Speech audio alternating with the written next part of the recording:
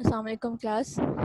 Last जो हम लोगों ने किया था वो प्रॉब्लम नंबर 12 तक हम लोगों ने किया था, ठीक है। उसमें हम लोगों ने फाइंड आउट करना था कि हमारे पास नंबर ऑफ़ ईयर्स जो हैं वो आपके पास क्या आते हैं, कि आपने यानी कि आपने उसका what is the time period, आपको अमाउंट दी गई थी, कंपाउंड इंटरेस्ट था, उसका ईयर्स फाइंड करने थे कि वो आपके लिए कितने ईयर्स के लिए उसका कंपाउंड है। नेक्स्ट अब आपके पास यहाँ पे दी हुई है प्रॉब्लम नंबर 13 आपके पास दिया हुआ है।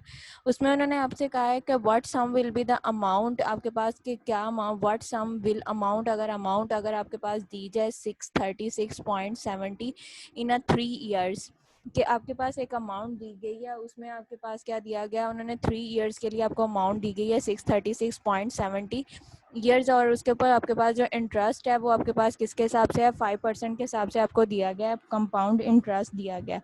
अब हमने जो उसका सम है वो हमने सम जो है वो फाइंड आउट करना है कि आपके पास जो उसका सम है वो आपके पास क्या आता है।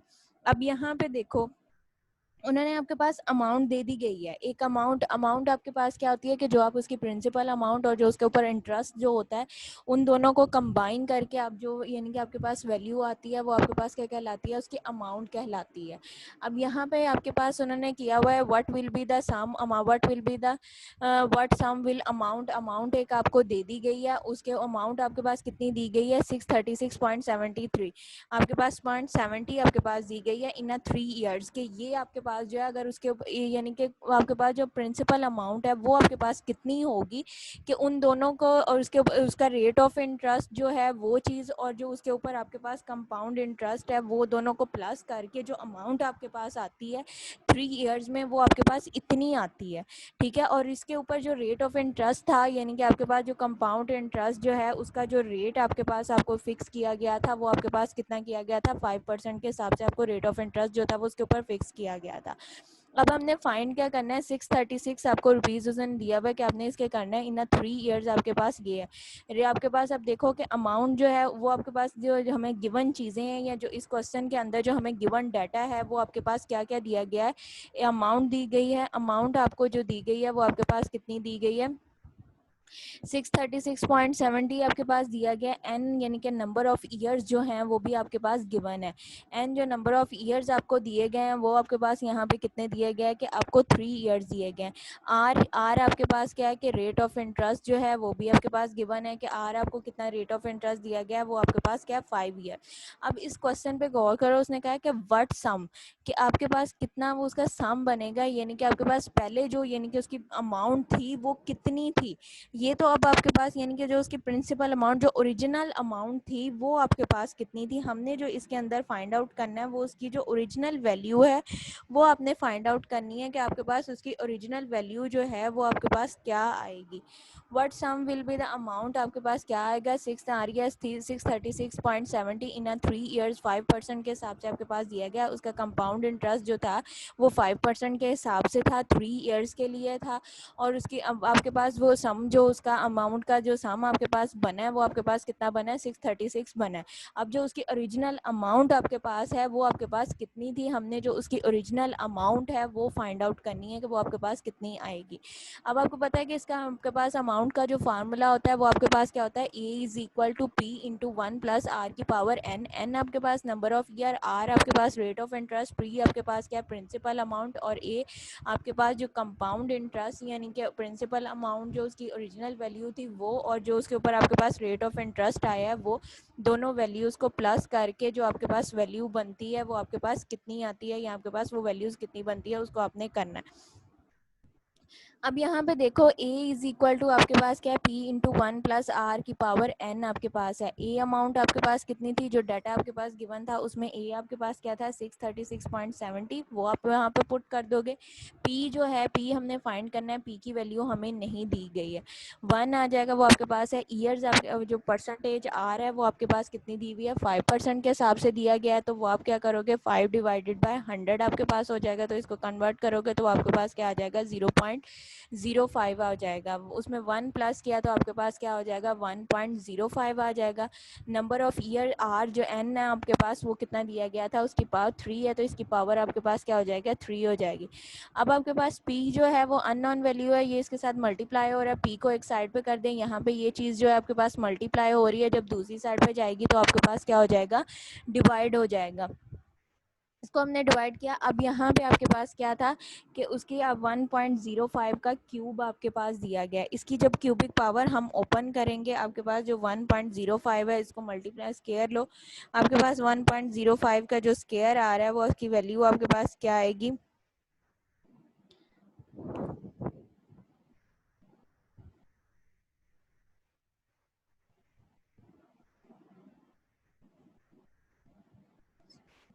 1.05 को मल्टीप्लाई आप जब करोगे तो ये आपके पास क्या आ जाएगा, 1.1025 आपके पास आ जाएगी, 1.052 आपके पास आ जाएगा। इसको अगेन आपने 1.05 के साथ मल्टीप्लाई करो तो आपके पास आंसर जो आता है 1.157625 समथिंग, इस तरह से आपके पास इसका आंसर आ जाएगा। उसको अब आपने जो है 636 जो आपके पास वैल्यूज दी गई है, इसको आपने डिवाइड कर देना है। आपके पास जो वैल्यू आंसर आएगा इसका क्यूबिक पावर, इसको क्यूबिक ओपन करो और ये जो आपके पास 636.70 वैल्यू दी गई है, इसको इसके ऊपर जो है वो डिवाइड कर दो। जब हम इसका डिवाइड करेंगे तो आपके पास जो आंसर आएगा वो आपके पास क्या आ रहा है, 550 रुपीज़ आपके पास आ रहा है। मतलब आपके पास जो 550 रुपीज़ है वो आपके पास क्या है, उसकी ओरिजिनल अमाउंट या उसकी ओरिजिनल वैल्यू हमें जो आपके पास हमारे पास आती है वो आपके पास क्या है, 550 रुपीज़ आपके पास उसकी ओरिजिनल वैल्यू आती है। कि इसके हमारे पास यानी कि जो उसकी प्रिंसिपल अमाउंट थी वो 550 उसकी प्रिंसिपल अमाउंट थी, वो आपने इसके जो है उसके ऊपर 550 के ऊपर आपके पास क्या था, 5% जो था वो उसका कंपाउंड इंटरेस्ट था, 3 ईयर्स के लिए था। अब 550 जो है इसका अगर हम कंपाउंड इंटरेस्ट जो है वो निकालेंगे 3 ईयर्स के हिसाब, 3 ईयर्स में आपके पास 5% रेट के हिसाब से आपके पास ओरिजिनल अमाउंट क्या है, 550 है, और जो आपके पास यानी कि उसका बन रहा है, आपके पास अमाउंट बन रही है 636, आपके पास बन रही है 636.70 आपके पास अमाउंट है। ये वाली अमाउंट आपके पास कितनी है कि आफ्टर उसका जो कंपाउंड इंटरेस्ट है वो इसके अंदर प्लस होना चाहिए। तो वो अमाउंट, अब इसको अगर माइनस हम करें 636.70 जो है इसमें से हम 550 को माइनस करें तो हमारे पास क्या आता है, 86.70 आपके पास वैल्यू आती है। मतलब कि 5% कंपाउंड जो उसका 5% रेट ऑफ इंटरेस्ट था 3 ईयर्स के हिसाब से 550 रुपीज़ के ऊपर, उसके हिसाब से जो उसकी अमाउंट आती है वो हमारे पास कितनी आती है, 86.70 आपके पास उसकी अमाउंट निकलती है, उसके साथ ये जो रेट ऑफ इंटरेस्ट आता है। नेक्स्ट आपके पास प्रॉब्लम नंबर 14 जो है उसमें उन्होंने पूछा हुआ है, in what time will be the 7061 amount to 2142 at a 5% per years. कि आपके पास जो प्रिंसिपल अमाउंट यहाँ पे उन्होंने कहा है एट व्हाट टाइम पीरियड, यानी कि आपने आपको अमाउंट जो है वो भी दी गई है और उसका रेट ऑफ इंटरेस्ट जो है वो भी आपके पास गिवन है। और उसके बाद ये कि थर्ड वैल्यू जो आपके पास के रेट ऑफ इंटरेस्ट जो है वो अप्लाई करने के बाद उसकी जो वैल्यू आपके पास बनती है वो आपके पास कितनी बनती है वो भी आपके पास यहाँ पे गिवन है। कि फर्स्ट आपके पास उसने क्या किया, दिया गया है उसकी जो प्रिंसिपल अमाउंट है वो भी आपके पास गिवन है, और प्रिंसिपल अमाउंट के बाद जो रेट ऑफ इंटरेस्ट की वैल्यू आपके पास आती है कि आपके पास जो आपके पास वैल्यू बनती है वो भी आपके पास यहाँ पे गिवन है। कि वैल्यू भी आपको गिवन की गई है कि आपके पास वैल्यू जो होगी वो आपके पास के जो उसकी ओरिजिनल वैल्यू है वो भी दे दी गई है, और रेट ऑफ इंटरेस्ट जो है वो उसकी जो आपके पास परसेंटेज है रेट ऑफ इंटरेस्ट की वो भी गिवन है, और उस परसेंटेज के हिसाब से जो है आपके पास जो वैल्यू बनती है वो भी आपके पास गिवन है। लेकिन जो टाइम पीरियड है कि कितने अरसे के बाद वो वैल्यू अमाउंट आपके पास बनती है ओरिजिनल अमाउंट से उस अमाउंट में कन्वर्ट होती है 5% रेट के हिसाब से, वो हमने टाइम पीरियड बताना है कि 1 ईयर में या 1 मंथ में या 2 ईयर्स में या 3 ईयर्स में, कितने ईयर्स में या कितने टाइम पीरियड में वो वैल्यू जो है वो आपके पास बनती है। वो वैल्यूज़ जो है वो हमने फाइंड आउट करनी है कि वो आपके पास कितने टाइम पीरियड के बाद वो आपके पास वैल्यू बनती है, उसको हमने फाइंड आउट करना है। उसके लिए हमारे पास अब यहाँ पे हमारे पास क्या दिया हुआ है, उन्होंने रेट ऑफ इंटरेस्ट जो आर है आपके पास जो उसका क्वेश्चन है उसमें आपके पास क्या दिया हुआ है, 5% के हिसाब से आपके पास रेट ऑफ इंटरेस्ट दिया गया है। फर्स्ट यहाँ पे आपके पास क्या प्रिंसिपल अमाउंट है, प्रिंसिपल अमाउंट जो है वो आपके पास कितनी दी हुई है, 761 आपके पास दी गई है, और अमाउंट जो बन रही है वो आपके पास कितनी आ रही है, 2142 आपके पास आ रही है। और रेट ऑफ इंटरेस्ट आपके पास यहाँ पे क्वेश्चन में जो है वो 5% है, लेकिन बाय मिस्टेक यहाँ पे जो उसका इसका सोल्यूशन है उसमें उन्होंने 4% लिखा हुआ है। अब आपने जो है इसका रेट ऑफ इंटरेस्ट निकालना है वो आपने 5% के हिसाब से निकालना है कि 5% के हिसाब से उसका रेट ऑफ इंटरेस्ट जो है वो आपके पास क्या आएगा। फर्स्ट ऑफ ऑल यहाँ पे अब आपके पास प्रिंसिपल अमाउंट क्या है 1761 दिया गया है ए, यानी कि कंपाउंड ऑफ इंटरेस्ट की वैल्यू और प्रिंसिपल अमाउंट की वैल्यू जो प्लस करके आपके पास वैल्यू बनती है वो आपके पास कितनी बनती है 2142 बनता है। और रेट ऑफ इंटरेस्ट यहाँ पे 4% की जगह पे आप जो है वो 5% यूज़ करोगे, 5 आपके पास आ जाएगा। एन यानी कि नंबर ऑफ ईयर्स जो है वो हमने फाइंड आउट करना है कि नंबर ऑफ ईयर्स जो है वो आपके पास कितना आएगा। ठीक है, आपने नंबर ऑफ ईयर्स जो वैल्यू है वो आपने फाइंड आउट करनी है कि वो आपके पास कितनी आएगी। अब आपको पता है कि अमाउंट का जो फार्मूला होता है वो आपके पास क्या होता है, अमाउंट का जो फार्मूला आपके पास गिवन है वो आपके पास क्या होता है A=P1+R की पावर आपके पास क्या है n है। अब ए जो अमाउंट है वो भी आपके पास दी गई है, प्रिंसिपल अमाउंट वो भी आपके पास गिवन है और आर जो है वो भी आपके पास गिवन है। यहाँ पे आर आपको फोर सोल्यूशन में आर जो उन्होंने लिखा हुआ है 4%, लेकिन आप यहाँ पे क्या करोगे 5% के हिसाब से उसका करोगे तो आपके पास क्या हो जाएगा, यहाँ पे आपके पास जो क्या है 0.04 है, यहाँ पे आपके पास क्या आएगा 0.05 आपके पास आएगा। इंटू 1 प्लस करोगे तो आपके पास क्या हो जाएगा 1.05 आपके पास और 1760 हो जाएगा। इसको अब आपके पास क्या है, इसकी यहाँ पे पावर जो है वो आपके पास क्या है, एक्सपोनेंट जो दिया गया है वो आपके पास क्या वेरिएबल है यानी कि n है। इसके एक्सपोनेंट को अब ख़त्म करने के लिए हमने क्या करना है, बोथ साइड पे आप लॉग लोगे, क्योंकि लॉग लेने का हमारे पास जो बेनिफिट होगा वो ये है कि आपके पास जब आप इसका लॉग लोगे तो जो इसकी वैल्यूज़ आपके पास दी गई हैं एक्सपोनेंट में जो आपके पास वैल्यू है वो आपके पास किस में चली जाएगी, कोफिशिएंट में चेंज हो जाएगी। तो यहाँ पे हम क्या करेंगे, लॉग आपने बोथ साइड पे लिया तो लॉग आपके पास 2142 का आप लॉग लोगे इज इक्वल टू आपके पास क्या हो जाएगा लॉग 1761 आपके पास हो जाएगा प्लस लॉग एन आपके पास जो एक्सपोनेंट में दिया गया था वो आपके पास कोफिशिएंट में आ जाएगा और लॉग यहाँ पे आपके पास जो है 1.05 आपके पास 1.05 आएगा, नॉट 04 नहीं आएगा, क्योंकि क्वेश्चन में जो था वैल्यू हमें दी गई थी वो हमारे पास वैल्यू क्या दी गई थी 0.05 दी आपके पास 5% के हिसाब से दिया गया था, नॉट 04% के हिसाब से नहीं था। तो यहाँ पे आपके पास जो आपने लॉग फाइंड आउट करना है वो आपने 1.05 का करना है। अब आपके पास क्या है कि ये भी कांस्टेंट वैल्यू, ये भी इसके साथ आपके पास क्या एक्सपोनेंट हो रहा है, इसको एक साइड पे ले जाओ, दूसरी साइड पे आपके पास ये वैल्यू जो प्लस हो रही है दूसरी साइड पे जाएगी तो माइनस हो जाएगा। तो ये आपके पास क्या है लॉग आपके पास 2142 माइनस आपके पास लॉग 71 और नीचे आपके पास क्या हो जाएगा लॉग 1.05 करोगे। इनके लॉग लो, यहाँ पे भी नीचे जब आप लॉग लोगे 1.05 का तो वो समथिंग आपके पास 1.170 यहाँ पे कुछ चेंज आएगा और n जो है वो अप्रोक्सीमेटली 4 के इक्वल आएगा, 5 ईयर नहीं, मतलब कि उसका जो रेट ऑफ इंटरेस्ट 5% के हिसाब से है वो वैल्यू इसमें प्लस जो होगी वो आपके पास क्या आएगा 4% के हिसाब से आएगा। अगेन क्वेश्चन को मैं रिपीट कर रही हूँ, यहाँ पे आपके पास दिया गया इन what time period will be the 1761 amount, आपके पास एक अमाउंट जो उसकी प्रिंसिपल अमाउंट या ओरिजिनल अमाउंट वैल्यू दी गई थी वो आपके पास क्या दिया गया था 1761 दी गई है। उन्होंने आपको ये कहा है कि amount of the RS 2142 is at the 5% के हिसाब से कि आपके पास जो है वो अमाउंट जो 1761 रुपीज़ है वो कुछ टाइम पीरियड के बाद जो है वो 2142 में कन्वर्ट हो जाते हैं 5% रेट के हिसाब से। अब हमने उसने कहा है कि 5% रेट के हिसाब से वो इसमें कन्वर्ट हो जाते हैं। अब हमने इसमें फाइंड आउट क्या करना है कि आपने वो टाइम पीरियड फाइंड आउट करना है कि कितने टाइम के बाद जो ये पैसे हैं वो आपके पास 2142 में कन्वर्ट होते हैं, कि वो आपके पास टाइम पीरियड क्या आता है, वो अपने टाइम पीरियड जो है वो फाइंड आउट करना है। उसके लिए हमारे पास क्या, हमने फर्स्ट ऑफ ऑल क्या है, हमने जो है यहाँ पे अमाउंट का जो फार्मूला आपके पास दिया गया वो आपने पुट करना है। A=, आपके पास क्या होता है P×1+R की पावर n है। n अब इसमें जो है वो हमारे पास क्या अननोन है, बाकी जो है तमाम उनकी वैल्यूज़ हमें दी गई हैं, उनकी वैल्यूज़ जो है वो हम पुट करेंगे। पुट करने के बाद जो है उसका हमने क्या, अब हमारे पास जो वैल्यू बनती है वो हमारे पास क्या आता है 2142 इज इक्वल टू 1761 इंटू आपके पास 1.05 की पावर n आपके पास।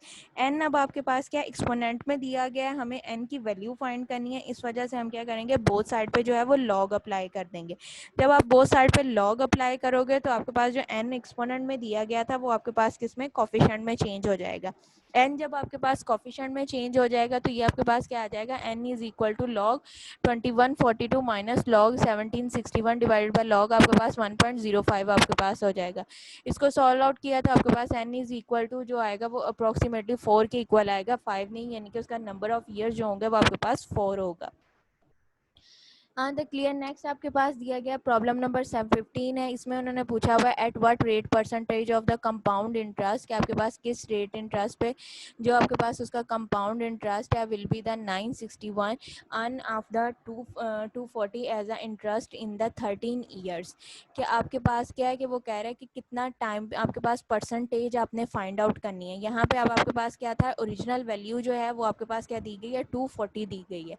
ठीक है, वो 13 साल के बाद जो है वो 960 रुपीज़ बन जाता है। उसने कहा कि वो जो 960 रुपीज़ बन रहा है आफ्टर 13 ईयर्स, 13 साल के बाद वो किस रेट पे बन रहा है, यानी कि रेट ऑफ इंटरेस्ट जो है वो उसके ऊपर कितना अप्लाई होता है, वो अपने रेट ऑफ इंटरेस्ट इसमें फाइंड आउट करना है।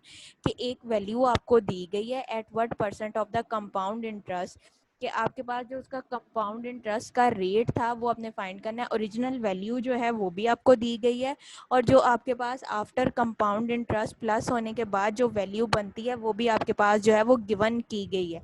उसने ये कहा है कि आप, और वो वैल्यू जो बनती है वो कितने साल के बाद, 13 साल के बाद वो वैल्यू आपके पास आती है। At what percentage of the compound interest will be the 960। आपके पास एक वैल्यू की दी गई है 240 आपको दिया गया है, और वो आपके पास क्या 13 साल के बाद जो है वो 960 रुपीज़ बन जाते हैं। 240 रुपीज़ जो आपके पास दिए गए थे आफ्टर 13 ईयर, यानी कि 13 साल के बाद जो है वो आपके पास 960 रुपीज़ बन जाते हैं। अब वो ये कह रहा है कि ये जो 960 रुपीज़ आपके पास बनते हैं इस पर जो रेट ऑफ इंटरेस्ट है यानी कि कंपाउंड इंटरेस्ट जो है कि वो आपके पास कितनी परसेंटेज थी। परसेंटेज अब हमने फाइंड आउट करनी है। हमारे ओरिजिनल वैल्यू भी दी गई है, जितनी वैल्यू बनती है आफ्टर 13 ईयर, 13 साल के बाद टाइम पीरियड भी दिया गया है, 13 ईयर्स के बाद जो वैल्यू बनती है वो भी हमें दी गई है। फाइंड आउट हमने क्या करना है, हमने कंपाउंड इंटरेस्ट जो है यानी कि रेट ऑफ इंटरेस्ट के जिस रेट के तहत वो वैल्यू हमारे पास बनती है, वो रेट ऑफ इंटरेस्ट जो है वो हमने फाइंड आउट करना है कि वो हमारे पास क्या बनता है।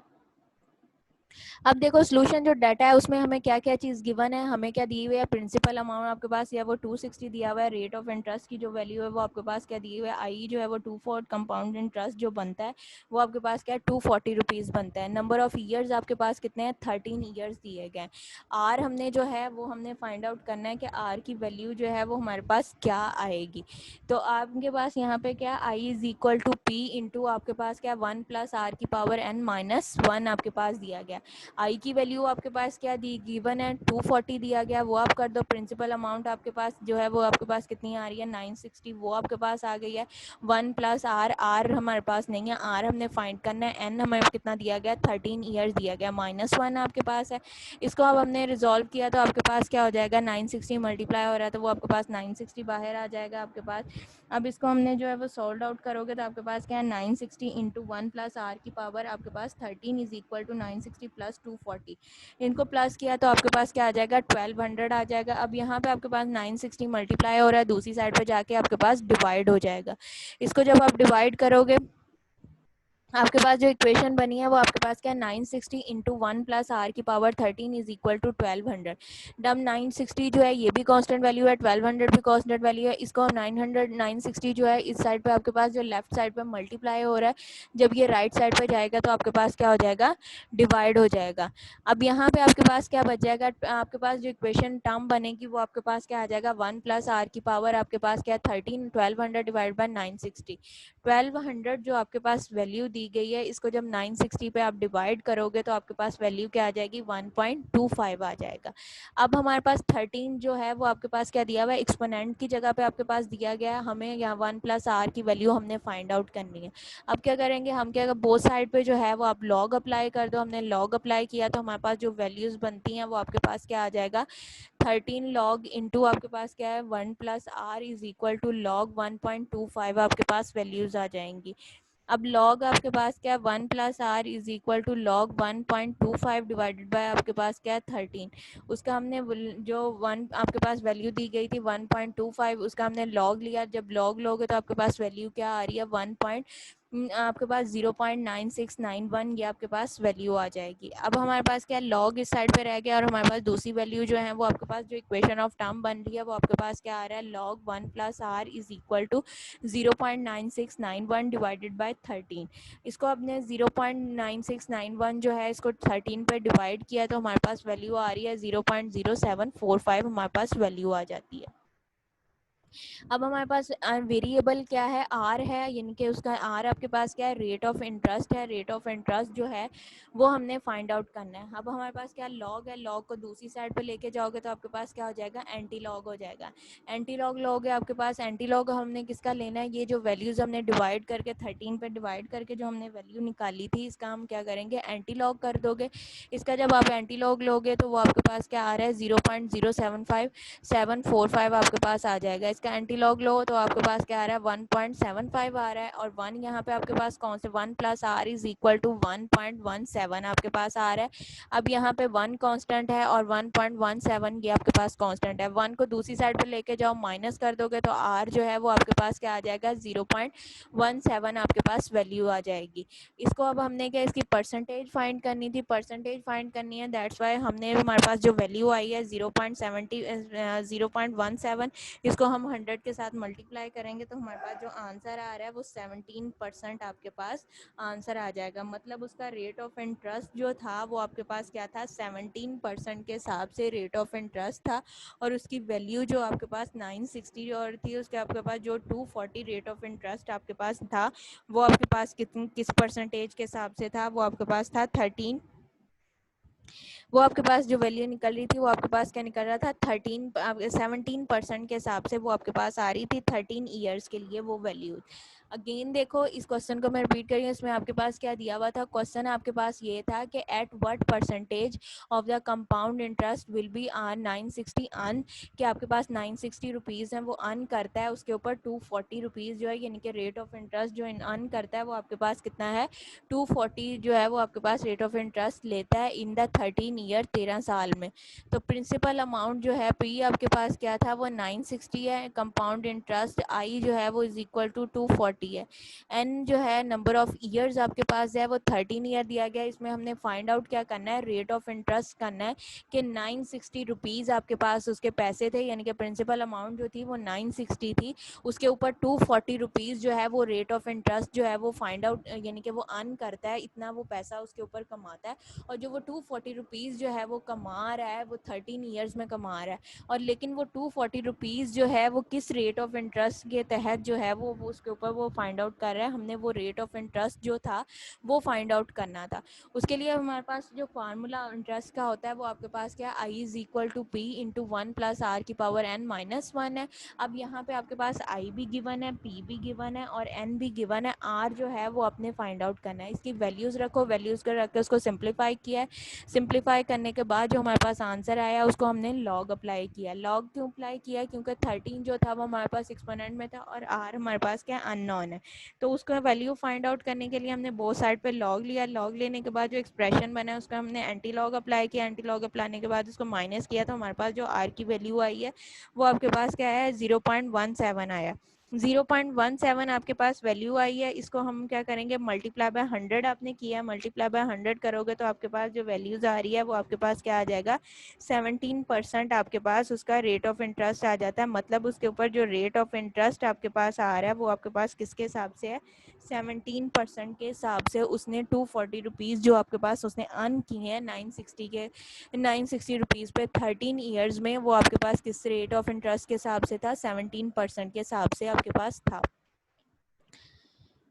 नेक्स्ट आपके पास प्रॉब्लम नंबर 16 है। उसमें आपके पास उन्होंने दिया गया फाइंड द कंपाउंड इंटरेस्ट। आपने इसके कंपाउंड इंटरेस्ट फाइंड करना है। आर ई एस 45,000 आपके पास 100 है इन 3 years if the rate of interest is 4% for the first year and 5% rate of second year and the 6% rate is third year. यानी कि आपके पास क्या है 45 रुपीज़ 4500 आपके पास दिए गए हैं और उसके ऊपर रेट ऑफ इंटरेस्ट जो है वो हमने फाइंड आउट करना है। और उसमें आपके पास रेट ऑफ इंटरेस्ट जो ईयर्स आपके पास टाइम ड्यूरेशन दिया गया है वो आपके पास कितना दिया गया है, 3 ईयर्स का दिया गया है। और उसने ये कहा है कि फर्स्ट ईयर और जो 3 ईयर्स आपके पास दिए गए हैं उन तीनों ईयर्स में जो रेट परसेंटेज है वो आपके पास क्या है, डिफरेंट आपके पास दी गई है। फर्स्ट ईयर में जो आपके पास रेट ऑफ इंटरेस्ट है वो 4% के हिसाब से है, सेकेंड ईयर में आपके पास 5% के हिसाब से है, थर्ड ईयर में आपके पास जो है वो 6% के हिसाब से आपके पास रेट ऑफ इंटरेस्ट दिया गया है। अब यहाँ पे देखो सोल्यूशन के अंदर जो आपके पास गिवन चीज़ें हैं वो आपके पास क्या है, प्रिंसिपल वैल्यू जो है वो आपके पास क्या दिया गया है, 4500 दिया गया है। रेट ऑफ इंटरेस्ट में आपके पास rate for the first year आपके पास आर जो दिया गया है वो 4% के हिसाब से है, एन आपके पास इज इक्वल टू 1 है। Rate for the second year वो 5% के हिसाब से, एन इज इक्वल टू वो भी आपके पास 1 है। रेट आपके पास थर्ड ईयर के हिसाब से 6%, वो भी किसके लिए है, 1 ईयर के लिए। फाइंड आउट हमने क्या करना है, कंपाउंड इंटरेस्ट जो है वो हमने इसका फाइंड आउट करना है। अब यहाँ पे जब कंपाउंड अमाउंट है वो आपके पास क्या बन रही है, p इंटू 1 प्लस R1 उसकी पावर n1 प्लस आपके पास 1 R2 उसकी पावर n2 प्लस आपके पास R3 उसकी पावर n3 आपके पास दिया गया है। प्रिंसिपल अमाउंट आपके पास कितनी दी गई है, 4500 है, ठीक है। R आपके पास क्या है, 1 प्लस 4 डिवाइडेड बाय 100 आपके पास हो जाएगा, तो वो उसको कन्वर्ट करो तो आपके पास कितना चला जाएगा, क्योंकि फर्स्ट ईयर का जो रेट ऑफ इंटरेस्ट R आपके पास क्या था, वो आपके पास था 4, उसको जब हमने 100 पे डिवाइड किया तो आपके पास 0.04 हो जाएगा, 1 उसमें प्लस हुआ तो ये आपके पास ये फार्मूला है अमाउंट का फार्मूला। अमाउंट का फार्मूला आपके पास क्या होता है, A is equal to P 1 plus R की पावर एन। अब यहाँ पे आपके पास क्या था, नंबर 3 डिफरेंट ईयर्स आपके पास दिए गए थे, जिसकी वजह से हमने उसको क्या किया है, कैटेगरी में डिवाइड किया है कि R1 N1 R2 N2 और R3 और N3, यानी कि R1 फर्स्ट ईयर का उसका rate of interest, R2 second year का, R3 थर्ड ईयर का, N1 यानी कि first year duration, N2 second year का ड्यूरेशन और N3 थर्ड ईयर का जो ड्यूरेशन है वो आपके पास। फर्स्ट ईयर में आपके पास कितना है कि 4% के हिसाब से है, तो वो आपके पास कन्वर्ट हो जाएगा 0.04, उसमें 1 प्लस किया तो 1.04 हो जाएगा। सेकेंड आपके पास 5 है तो वो आपके पास 0.05, 1 प्लस किया तो 1.05। थर्ड आपके पास 6 है तो वो आपके पास 0.06 होगा, 1 प्लस करोगे तो 1.06% के हिसाब से आपके पास वैल्यूज आ जाएंगी। अब जो 4500 है इसको आपने जो है वो उसको वैल्यूज़ के साथ मल्टीप्लाई किया, 4500 को 1.04 1.05 1.606 के साथ आपने जब मल्टीप्लाई किया है, जो अमाउंट आपके पास बन रही है वो आपके पास क्या आ रहा है, 5208.84 आपके पास इसकी अमाउंट आपके पास जो बन रही है वो आपके पास आ रहा है। अब इसमें से हमने फाइंड आउट क्या करना था, कंपाउंड इंटरेस्ट, यानी कि कंपाउंड इंटरेस्ट जो है वो आपने फाइंड आउट करना है कि आपके पास जो कंपाउंड इंटरेस्ट आता है वो आपके पास कितना आता है, कि आपने उसका कंपाउंड इंटरेस्ट आपने फाइंड करना था कि आपके पास कंपाउंड इंटरेस्ट की जो वैल्यू बनती है वो आपके पास कितनी बनती है, वो आपने इसमें फाइंड आउट करनी थी।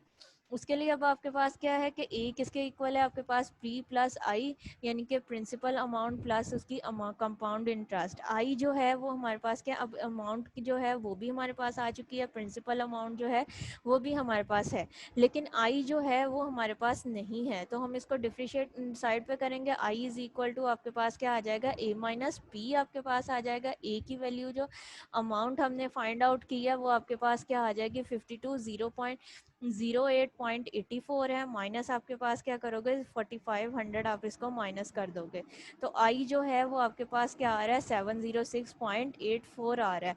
मतलब कि जो उसका कंपाउंड इंटरेस्ट है first year second year third year rate of percentage के हिसाब से जो आपके पास वैल्यू बन रही है वो आपके पास क्या आ रहा है, 708.84 आपके पास उसका कंपाउंड इंटरेस्ट आ रहा है। अगेन क्वेश्चन को रिपीट आपके पास कर रही हूँ कि उसके आपके पास यहाँ पे क्या है कि एक ओरिजिनल वैल्यू आपके पास दी गई है और उसको आपके पास जो उसको फिक्स किया गया है, यानी कि नंबर ऑफ ईयर्स जो आपके पास फिक्स किए गए हैं वो आपके पास क्या है, 3 है। 3 ईयर्स में उसका जो कंपाउंड इंटरेस्ट है वो बोथ यानी कि जो तीनों ईयर्स हैं उनको लोगों के लिए डिफरेंट आपके पास दिया गया है कि फर्स्ट ईयर में इतना है, सेकेंड ईयर में ये है, थर्ड ईयर में इतना है। हमने इसमें अब क्या आपके पास क्या ईयर्स की भी आपके पास आर भी दिया गया है आपको, और नंबर ऑफ ईयर्स जो हैं वो भी आपके पास फाइंड आउट है कि उनकी वैल्यूज़ 1 ईयर्स आपके पास दिए गए हैं। प्रिंसिपल अमाउंट भी आपके पास दी गई है, इनको आपने सिंप्लीफाई किया तो आपके पास टोटल अमाउंट जो बनती है वो आपके पास आ जाएगी।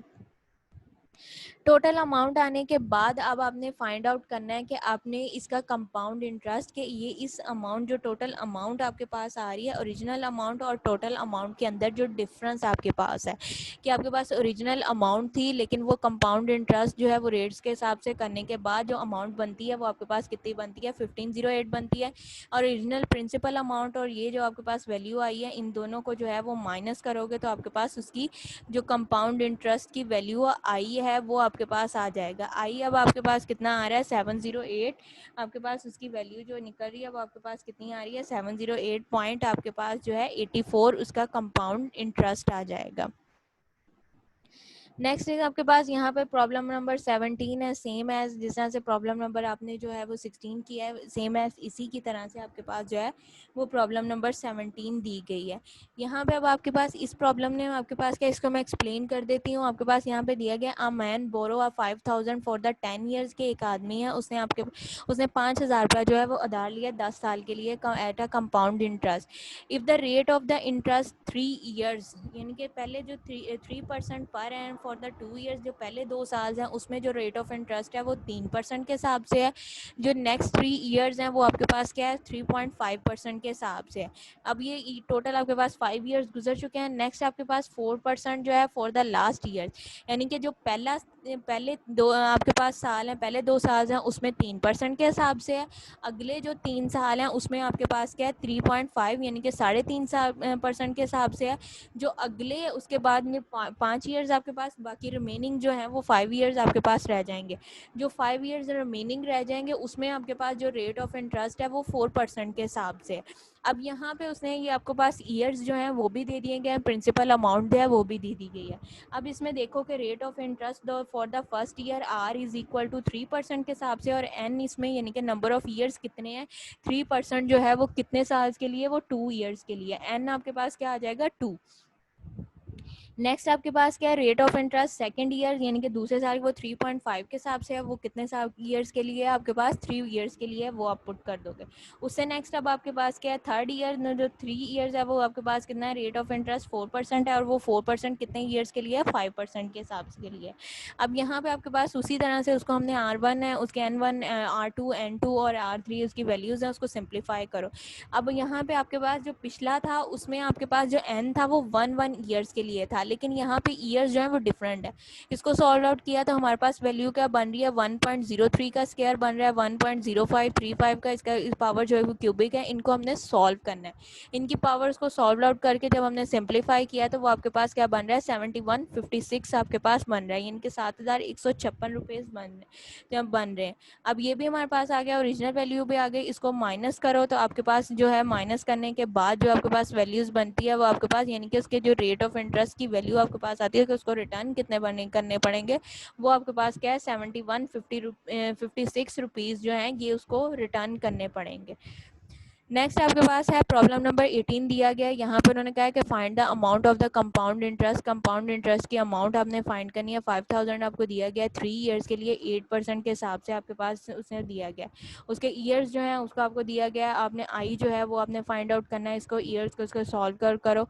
आपके पास एन जो है वो आपके पास उसने किया है हाफ ईयर लिया है। हाफ ईयरली जब आपके पास होगा तो उसको क्या करोगे 3 × 2 यानी कि 6 हाफ ईयरली पीरियड्स आपके पास आ जाएगा। और आर जो है वो जो आपके पास time R rate of interest था वो डिवाइड हो जाता है और एन जो है वो आपके पास जो है वो डबल हो जाता है। ये आपको सबसे पहले जो फर्स्ट लेक्चर था उसमें आपके पास जो है वो एक टेबल करवाया गया था। ये वैल्यूज उस टेबल के हिसाब से आपने इसको सिंप्लीफाई करना है। उसकी values amount rate of interest ए निकालो आपके पास जो है अमाउंट जो है वो आ जाएगी और आपके पास 6 आ रहा है बोथ साइड पे लॉग अप्लाई करो। लॉग अप्लाई करने के बाद जो वैल्यू आएगी उसके एंटी लॉग आएगा। एंटी लॉग करने के बाद आपके पास वैल्यू आ जाएगी वो आपके पास इसमें आई फाइंड करना है ए माइनस बी यानी कि ओरिजिनल अमाउंट प्रिंसिपल अमाउंट को और अमाउंट को फाइंड आउट करो तो आपके पास जो उसकी वैल्यूज आ जाएगी। आज का लेक्चर यहाँ तक आपके पास है। नेक्स्ट एग्जाम्पल जो है वो नेक्स्ट लेक्चर्स में होंगे।